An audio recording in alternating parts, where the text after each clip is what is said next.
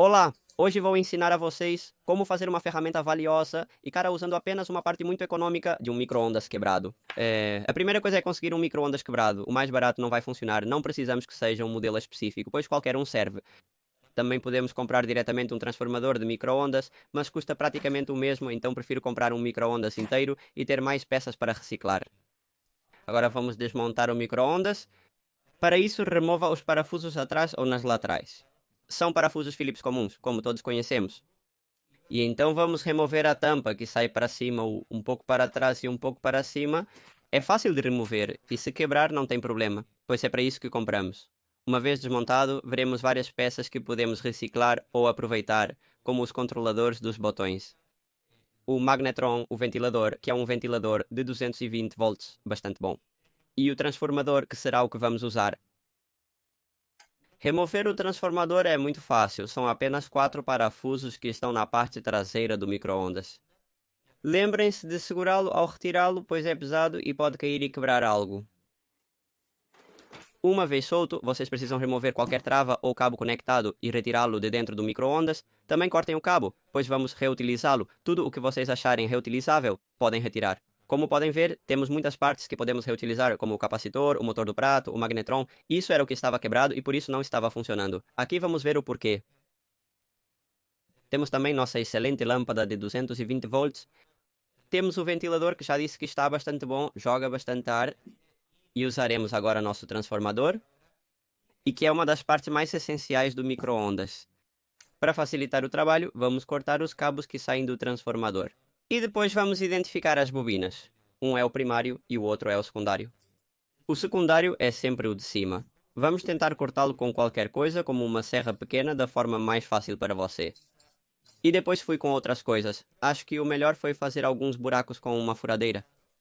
Como mostrado no vídeo, eu faço um buraco com a furadeira, que passa até o outro lado com uma broca bem grande. E depois fica mais fácil para mim remover os pedaços de cabo com um alicate ou com o que tiverem à mão. Cuidado para não danificar a bobina de baixo, o mais grosso, pois vamos precisar dele, para verificar se a bobina primária está em boas condições. Podem colocar o multímetro em continuidade, medir as duas saídas que ele tem e deve dar entre 2 e 3 ohms. Vamos usar um cabo de solda que tem mais ou menos 1 centímetro de espessura. Mais ou menos, também não importa se o seu for um pouco maior ou um pouco menor. Mas vocês precisam se certificar de que ele passe bem pelo nosso transformador. Vamos dar uma volta completa, que seria passá-lo uma vez, voltar e então passá-lo de novo e voltar novamente. Não sei se me expliquei bem, mas tem que ficar como no vídeo. De um lado deve haver como 2 cabos, como se vê no vídeo, e do outro lado apenas um e as 2 saídas do nosso cabo. Também o prendi a um pedaço de madeira para melhor apresentação e para o transformador não ficar pendurado. E soldei uns L na parte de cima do transformador para poder colocar uma pequena haste que desce e sobe, como se vê aqui no vídeo. Com alguns pregos de cobre, é muito importante que sejam de cobre, porque senão não vai funcionar. Vão furar o cabo que usamos, ou seja, vão cravar e depois vão cravar na madeira, que é um pedaço comum de madeira de cerca de 2 por 2 centímetros. Vão fazer o mesmo com a outra saída do cabo, ao lado do cabo que cravaram antes. Usando o mesmo cabo do plug que reciclamos do nosso micro-ondas, vão conectar um cabo a um dos pinos do transformador de trás, que tem apenas 2, e o outro vão conectar a um interruptor com outro cabo. Por último, vão colocar fita onde acharem conveniente na saída dos terminais expostos ou algo do tipo para que nada possa acontecer. E já teríamos terminado o nosso soldador de pontos. Como podem ver, é muito fácil de usar. Eu aqui soldei uma das baterias que depois ia usar. Dão um clique ou dois, como preferirem. E já a bateria fica soldada com sua fita de níquel ou com o que quiserem.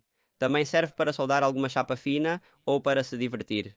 Reciclei a lâmpada do micro-ondas para colocá-la nos 2 pinos de trás e saber quando estava ligado e desligado, o que é bastante útil. E já temos nosso soldador de ponto para montar seu banco de baterias, como farei em um futuro vídeo. Se quiserem ver, se inscrevam no canal e fiquem atentos. E não se esqueçam que tenho outro canal na descrição, onde posto invenções e coisas loucas. Se gostarem, considerem se inscrever. Um abraço, tchau.